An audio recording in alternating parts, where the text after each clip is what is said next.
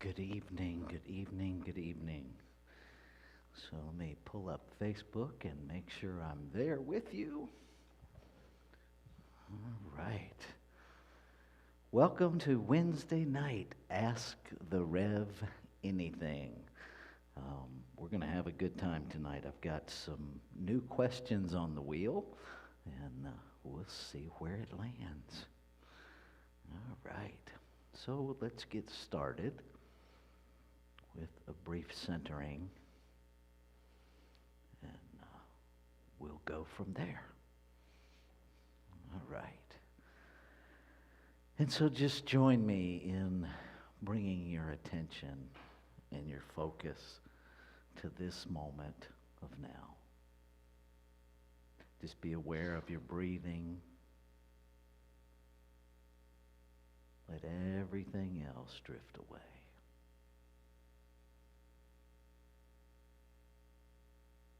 And just bring an openness.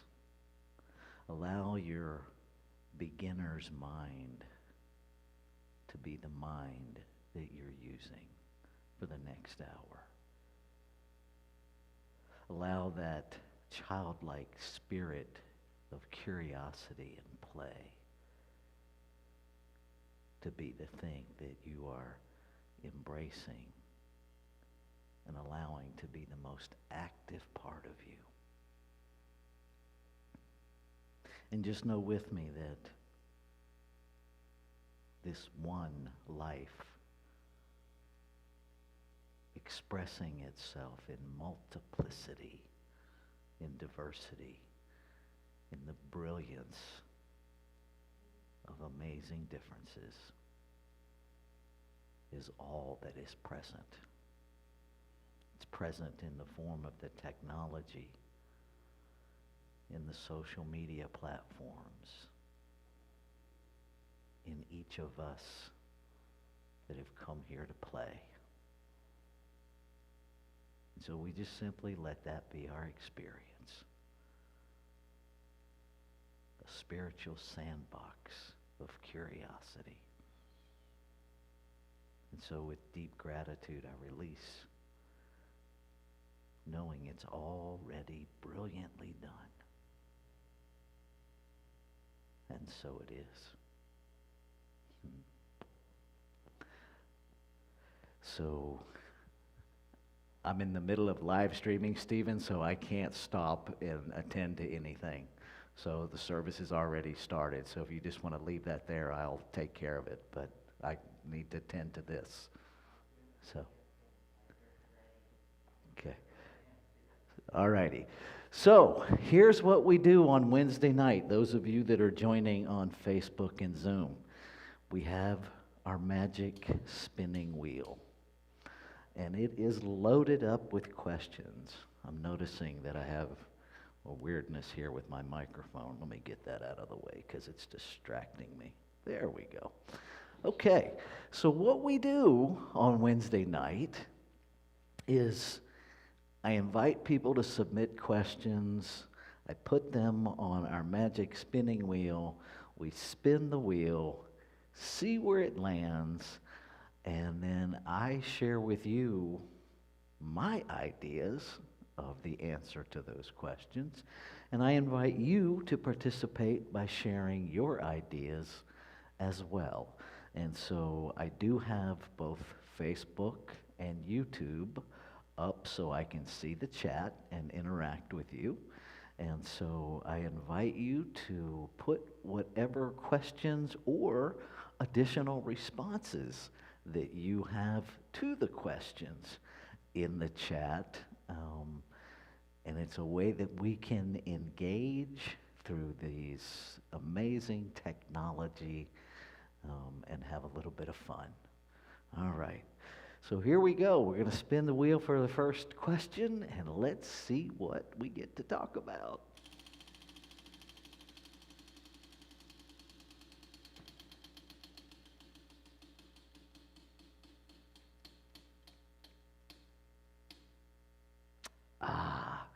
This is one of the new questions. And what the question says is, what does and this is a biblical quote, "If thine eye offend thee, pluck it out." What does that mean? Well, for starters, that's going to depend on who is interpreting it. I'm not 100% familiar with that, exactly where that scripture is referenced. But when I read that from a metaphysical perspective, it takes me to, how is it that we see things? And if we take it literally, then if you see something offensive, pluck your eye out. That's not going to be something I subscribe to. And, I don't know what the author of that meant, but I would be hard-pressed to believe that a loving spiritual creator would have us destroy our bodies. To me, it's, the way I see things, the way any of us see things, is based on our perception. Our perceptions are established through many, many avenues. They are established historically through generational teachings and history and tendencies of humanity. They're established by belief systems that are specific to our culture, to our family, to how we see the world. And so perhaps we can look at this particular quote is, if the way I see things offends me, to remove what's creating my perception. And so perhaps it's an invitation to release beliefs that no longer serve us, to examine our beliefs. Why is it I see it that way? Am I seeing it accurately? Or am I looking at it through a distorted lens that no longer applies? And if I am, then I can remove that lens and replace it with a lens that gives me clarity. That I can remove old beliefs that are creating my distorted view of something. I think that is far more, at least in my spiritual understanding, is far more solution-oriented and in alignment with the truth of oneness and love, that I bring my belief system into alignment with truth and my perception changes. And so rather than plucking out our physical eye, perhaps it is an invitation to pluck out our beliefs that are creating our view of something that is offending us.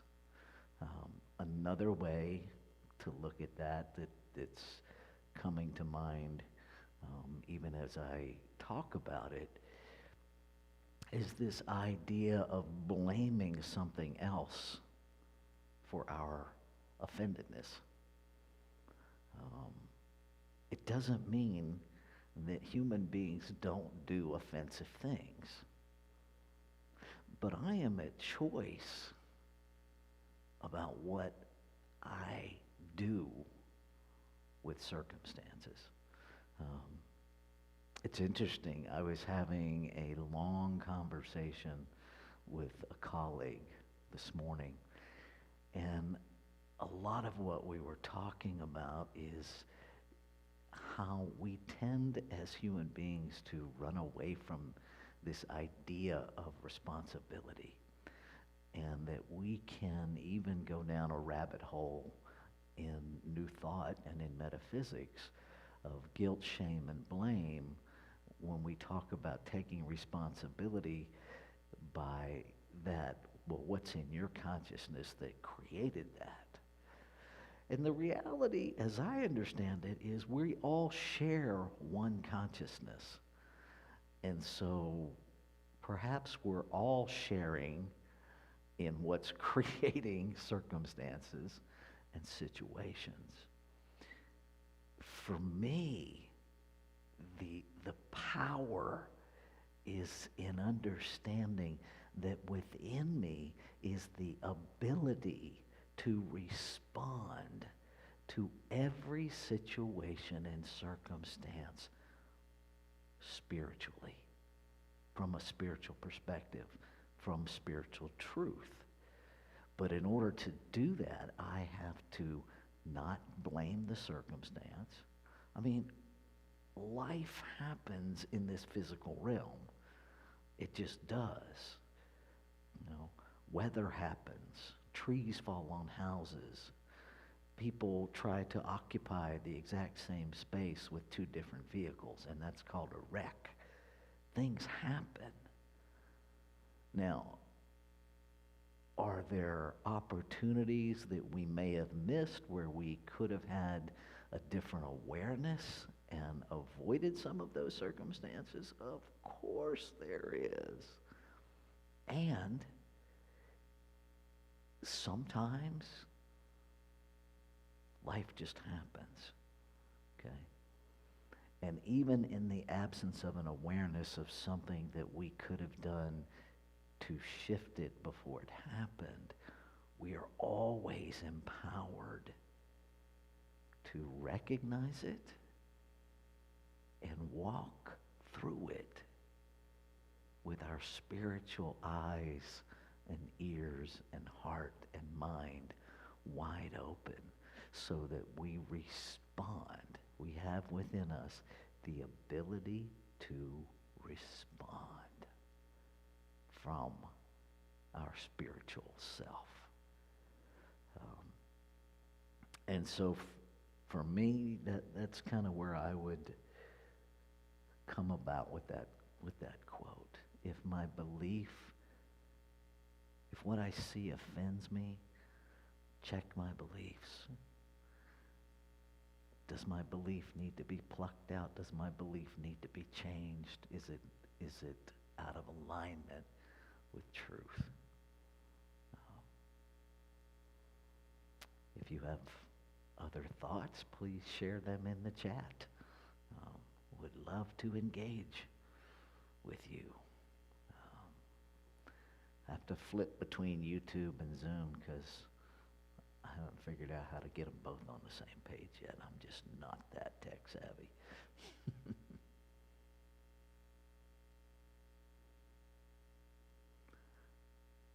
And then we'll spin the wheel again.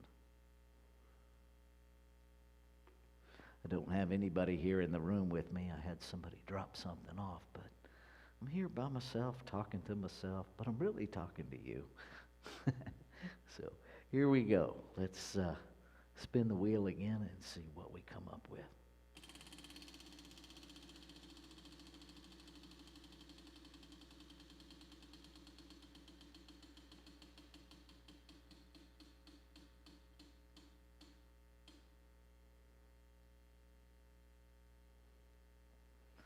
Okay. What's the difference between individualized and individual? I think this question came up before. It'll be interesting to go back and see how my answers vary depending on what's alive in my awareness when I answer them. Individualized is a reference to one source, one substance that is created in different forms, individualizing its oneself in the multiplicity of different people, different animals, different flora, different fauna, different minerals, different gases, different environments. It's that place where we get to understand that there is no sameness in oneness and no separation in differences. Individual,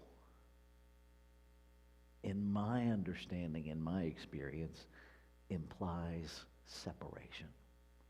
That there are two separate individual things. Now, in this earthly realm, I think we can all agree that that is certainly how we experience physical form. It's really the difference of language, of navigating this human realm, and understanding that our spiritual essence, our spiritual foundation is one substance, individualized in multiplicity of form. And that while we experience ourselves as individual expressions of that one, that we are never separate. We're never separate from it, and we're never separate from any expression of it.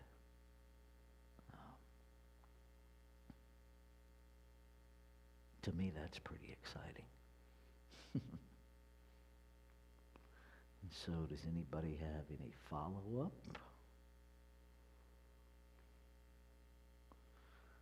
Don't see anything in the...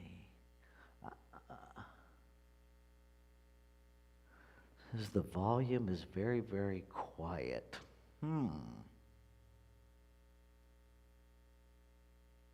Well, the sound system is up about as high as I can get it without feedback, Kathleen, so I'm not sure, because it's coming directly from the sound system into the computer.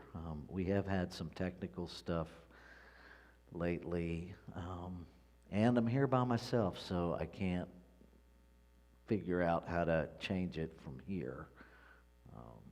So I apologize that it's low. Are folks on Facebook having a challenge with the sound as well?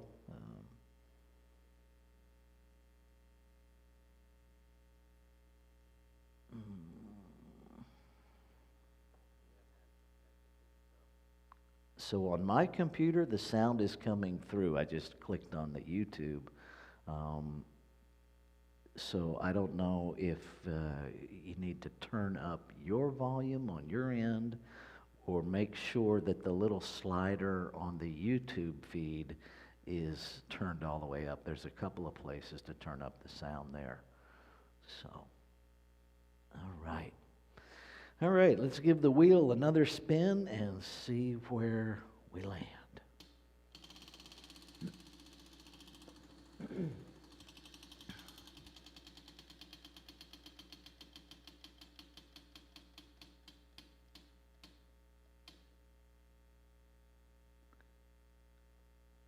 So, I touched on this a little bit. It's interesting, the synchronicity of spirit. It landed on, why do we humans resist taking responsibility? I think it's because we don't understand what we're actually resisting. I think that most people, most of us humans, resist being blamed. And I think that culturally we have defined the word responsibility as it's your fault. And I think that as long as we couch anything in guilt, shame, and blame, there will be resistance. Um, and I don't know that that's a negative, that there's resistance. I think it's out of alignment with the truth of our nature, our spiritual nature. And so we get that when we're not vibrating in alignment, it's like guitar strings trying to tune, and you get two different vibrations. And so perhaps that is mostly what's happening in that situation. And if we would allow ourselves to consider that no one is to blame, that whatever this God being is, whether we call it God, Spirit, whatever it is that is the substance out of which we're all created, creates us and then gives us complete freedom to use the creative power that is our DNA from it to create. Because that's how it expands its experience of itself. And it trusts us. And I realize that trust is a human concept, so maybe it just doesn't even think it's an issue, right? It just wants to express. And so there's no concept of guilt, shame, or blame in that pure spiritual creative process. And I think where that enters in is when we misuse the creative process out of alignment with spiritual truth. And in human terms, that we run amok. But our ability to create and express doesn't have an on and off switch, right? Which is why it's so important, at least to me, that I consistently do my work to be as spiritually aligned as I can, because I understand that all of my thoughts are creative. And so being aware of my thoughts, being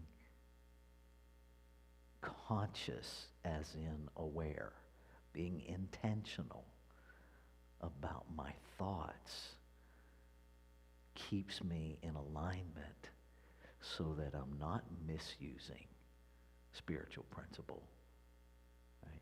Because law, the spiritual law of manifestation, right? The way I understand that all of this works is that invisible realm, that substance, right, has different functions. And so there's mind, which is the essence itself. There is law, which is the activity of creator. It's not separate from it. It's just its activity is in that middle section of our teaching symbol. And it just receives the thought, and I envision it as the celestial factory, if you will, that just receives the order and has all of the parts necessary to fill that order, and it fills the order. It doesn't scrutinize the order. It doesn't send it back for clarification. It just receives the impress of our thoughts and makes it so. And so this idea of being responsible for our lives, our experience, is a big thing. It's a big thing. And I think sometimes we slip into forgetting that it's a shared responsibility because we're all creating from the same mind. And we all have the same level of freedom to create from that mind. And we're all creating at different levels of alignment with the truth of our being. Right?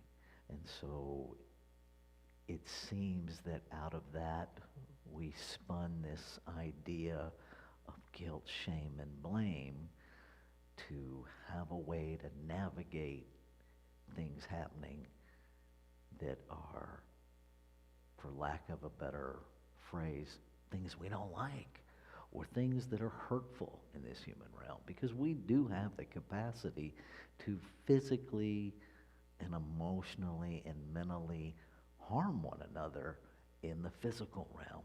We don't have the capacity to harm one another in our spiritual essence. And dancing with that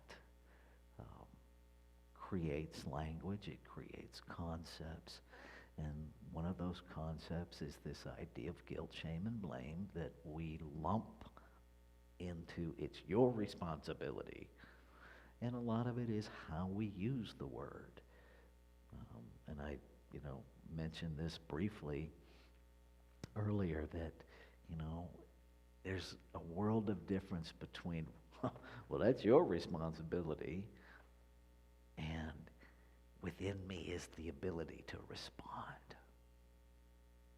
And so we get to flip our agreements. We get to change our agreements. Don Miguel Ruiz, I'm sure that most of you are familiar with the book, The Four Agreements.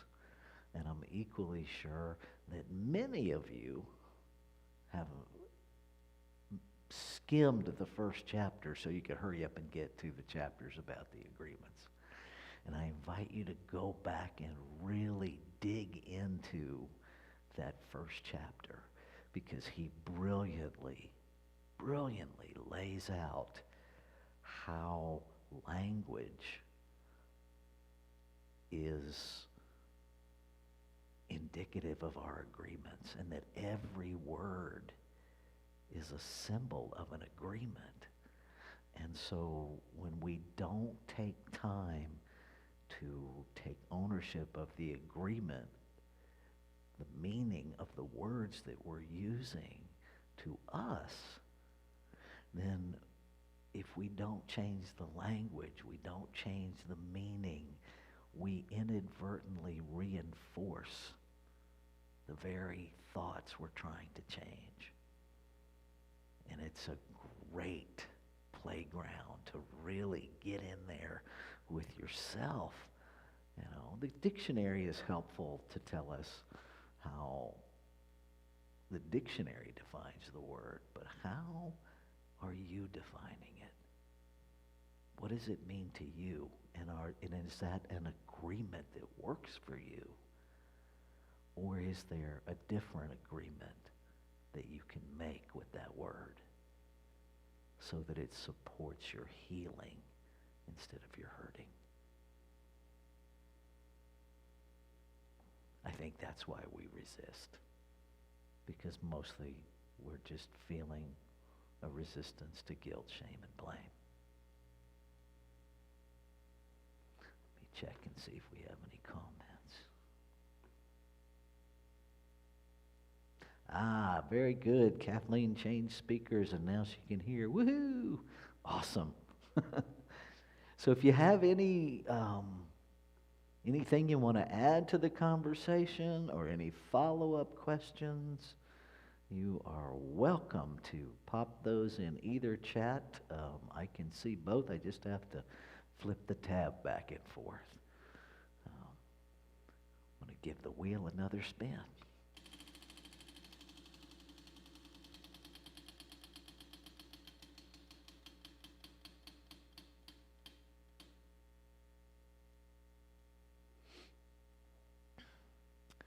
Let's see. If we live in an abundant universe, why is there poverty? The short answer is because most of us have no idea that we live in an abundant universe. I know I was raised with there's only so much available, and most people have it, and you don't. And so you got to work your tail off to get ahead, but you're probably never going to get that far ahead. You know, that was the paradigm I was raised with. That I have to work hard just to survive.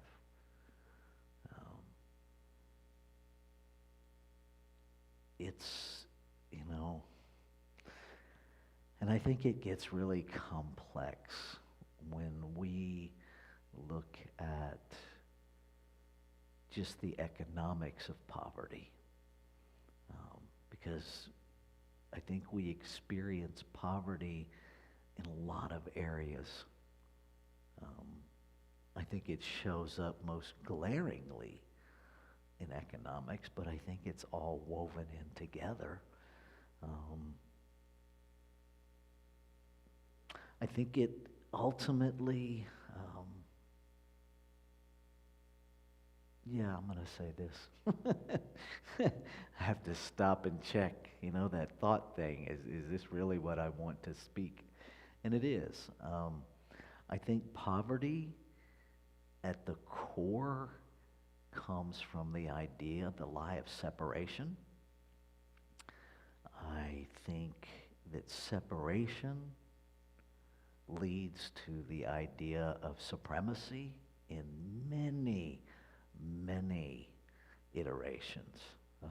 Racial supremacy, gender supremacy, sexual supremacy, educational supremacy, economic supremacy. And I think that it's that idea that poverty is simply at the other end of that spectrum, and that ultimately all of that can, if we go back and really open up to the mystical truth of oneness, to, I believe it was Mother Teresa who said, if we have no peace, it is because we have forgotten that we belong to each other. And I think the same thing can be applied to this idea and experience of poverty. If we're experiencing poverty, it is because we have forgotten that we live in an abundant universe, that we have forgotten how to access the abundance of our creative nature. And we tend in this human realm to relate our abundance to physical form, right? I know when I first encountered metaphysics, there was that, the New Thought was the land of parking spaces, princes, and palaces, right? It was all based in the material realm, is what I was hearing about. Now, that is not what metaphysics is actually based in, but that's what gets sensationalized often. And the reality is my abundance is always fully present in me. I am an abundant being. I don't have abundance. I am abundance. Right? The quantum field the infinite energy of the universe is available, is at our disposal. We are using it non-stop. And when we understand that it's not separate from us, that we are made out of it, we live within it, there's, it's like this permeable thing. And we're using it. And so infinite possibility is our abundance. And when we learn and practice how to use it, it shows up in form. It shows up in perfect health. It shows up in abundant sanity. It shows up in abundant joy. It shows up in the abundance of relationships. It shows up as an abundance of curiosity. It shows up as an abundance of expressing the magnificence that we are. And when we do that, all of our needs in this physical realm are taken care of. That's the promise. And it's a difficult thing to navigate, because I don't know about you, but there was a time that I didn't know this. I love the Malcolm X quote: never condemn someone for not knowing what you know as fast as you know it. There was a time you didn't know it either. And I think poverty is just evidence in this physical realm of separation, of what we don't know. And when we know our oneness, when we know our wholeness, when it moves from knowing about it to knowing it, we will shift it. And it goes, for me, it goes back to that, one of the earlier questions about the difference between individualized and individual. As long as any poverty exists, I am a part of that poverty consciousness, just as much as I am a part of the abundance consciousness. And so I continue to do my work to find those places within me, within my belief system, that it contribute to an experience of poverty for anybody. Because I am committed to living this reality of oneness, which means there's no place I get to separate to. And can you imagine how quickly and how seemingly magically we will change this world when we open our hearts and our minds to heal the whole body of creation, not just our little cell within it.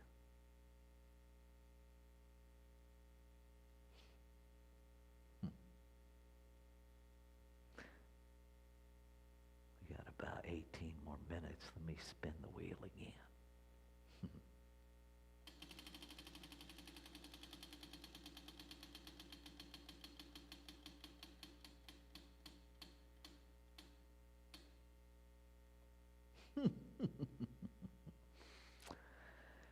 Is COVID God? Well,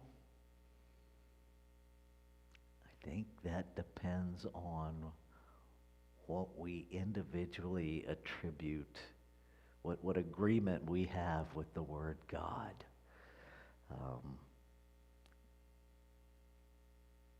I've had some interesting conversations with folks.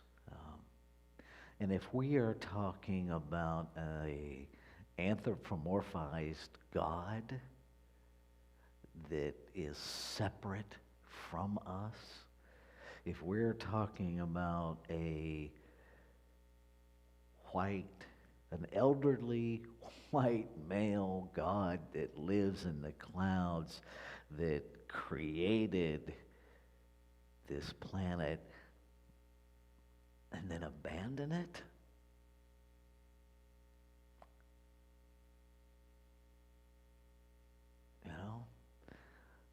if we're talking about God as a singular source, the singular substance, the invisible energy that everything is created out of, then yes. Now, part of what I think we have to come to understand, at least for our egoic brain, is that God can be a really loaded word and a really limiting word. And again, I go back to what agreement is operating for you about that word. There was a time when I wouldn't use the word God because I had been beat up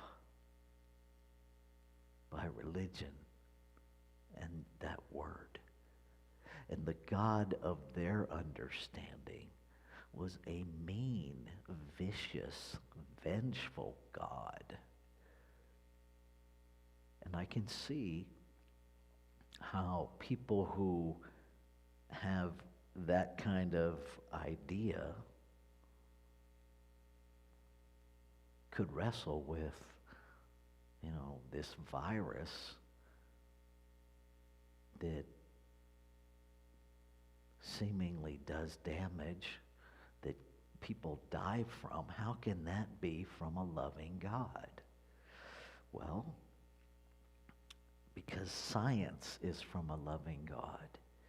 And viruses actually have a role in science.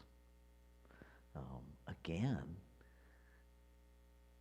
if it's all God, if it's all one substance, then it has to all be that. The minute we start saying it's all God except, well, now we're out of alignment. We either don't really believe it's all God, or it's not all God. All of my spiritual searching bears out that it's all God. So COVID, the virus, everything that is in form is that. I wish I had somebody here. I'd run them upstairs to get the picture that's on my wall in my office. It's a picture of this person standing at the edge of a cliff and this big hand flicking them off the edge into this abyss, and it's God, also God, also God, also God. All of the parts of the picture, it's at what we do with it that makes it seem like something other than God. And my experience over and over again is it's because we don't understand it or we don't like it. So we make it something else other than God. I think it's really important that while we understand that all of God is within, around, and available to us, that we, as seemingly individual humans, are not all of God, but all of God is us. Right? So if it's all God, then yes, COVID must be God too. And because that's true, within us is every answer that we're looking for of how to navigate this virus named COVID. Because within us is the infinite, it's abundance. It's the abundance of intelligence that knows exactly what to do and when to do it and how to do it when we open ourselves to know it. And for me, that means spending a lot of time in the silence, because my brain has limited answers. The answers that serve me best come to me in the silence. Be still and know that I am God. Be still and know. My brain knows about things. My essence knows things.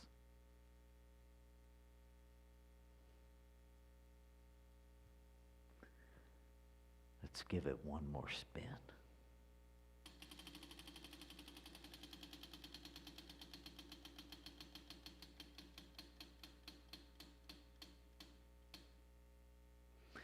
We already did that question.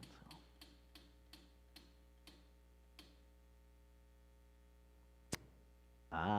This is a good one. Here's the question. Is our idea of one substance a resistance to diversity?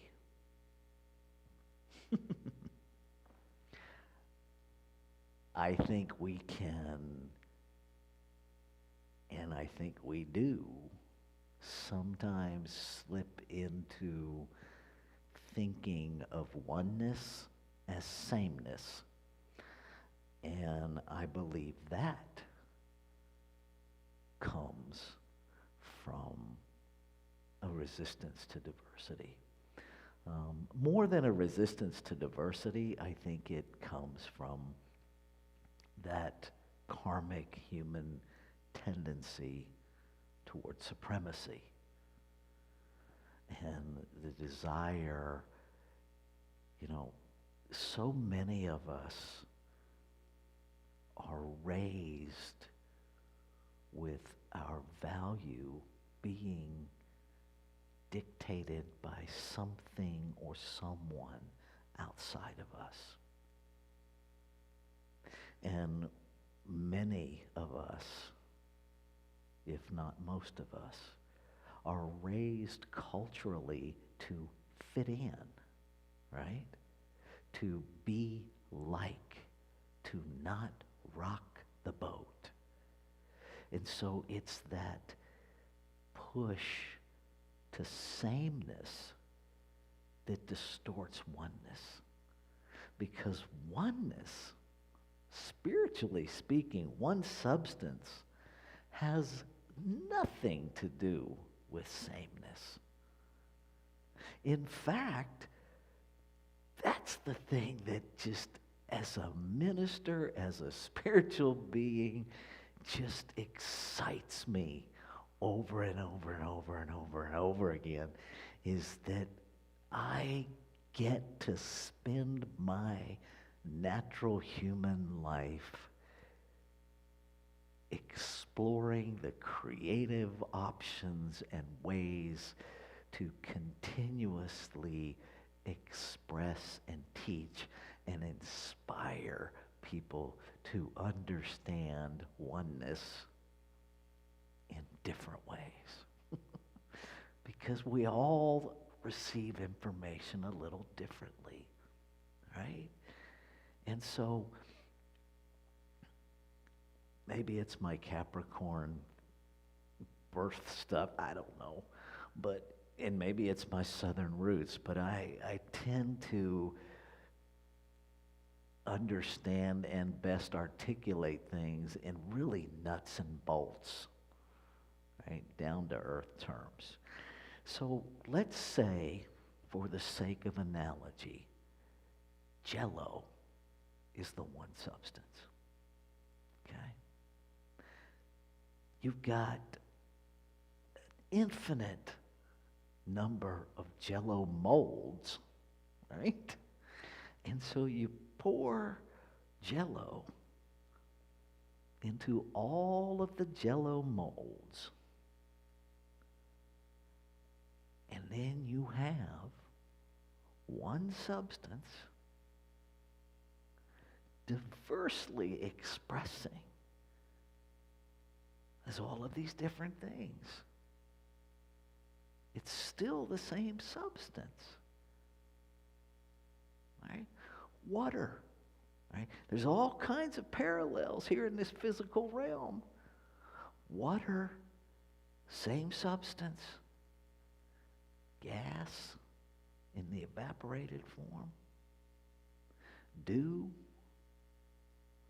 any level of moisture. Ice, running water, water in a stream, the ocean, a drop of ocean. Everything contains some of it. Right? I do lapidary work, and the fire and the brilliance that comes out when an opal is cut properly. Water. It's got water in there.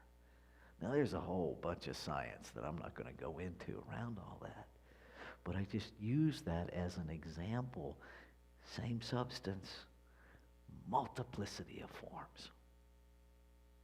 The Jell-O and the water, same substance, different forms, right? So I think when, we can oftentimes default to thinking about oneness as sameness, it's not. And if we really understand oneness, it is literally demands that we embrace diversity. Because the one, and then this moves me, this one power, this one presence, this one magnificence is so amazing and brilliant that it expresses itself in multiplicity without ever being separate or detached from its creation. In the medical field, we know this because humans can share organs regardless of what race we are, regardless of what gender we are. There's a few factors that have to be navigated with blood type. But if it were categorically separate, there would be no sharing of organs. And if we were truly separate, would we even see each other? It's the oneness that connects us. It's the oneness that we are that holds all of this together. It's the oneness that we feel when we look in each other's eyes. I invite you